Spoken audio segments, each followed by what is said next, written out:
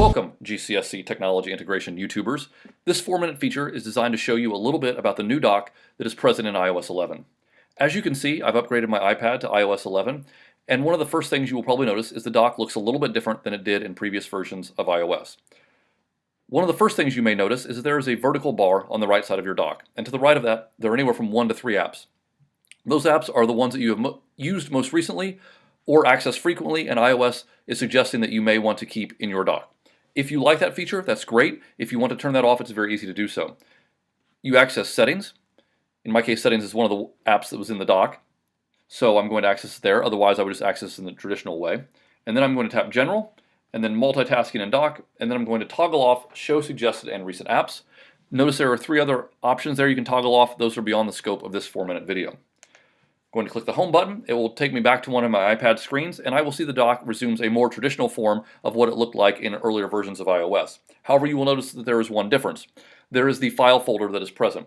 If you double tap the file folder, it will take you to your iCloud drive. However, if you do what Apple calls a medium long press and hold down, it will show you the files that you have most recently used on your iPad.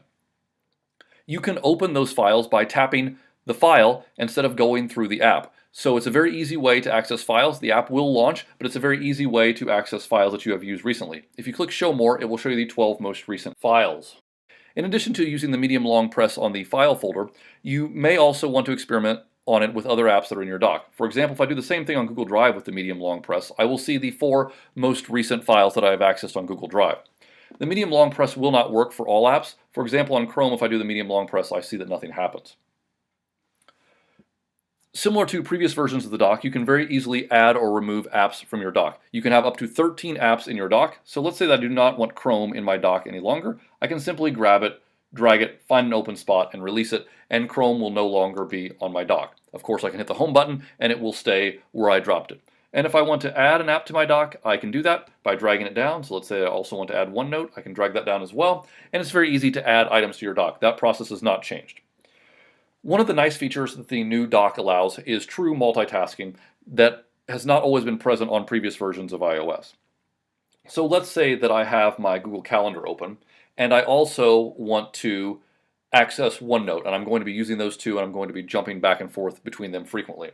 All I need to do when I'm in my calendar or any app is I can swipe from the bottom, and I can then choose OneNote.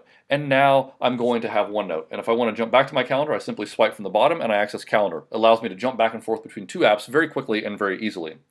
Also, you can have 2 apps open at the same time. So let's say that I want to have OneNote open at the same time on top of my calendar. So I can take it and I can drag it out onto the screen, and I will get this small rectangle that shows the app. And if I drop it roughly on the middle right portion of the screen, it will open a small version of that app.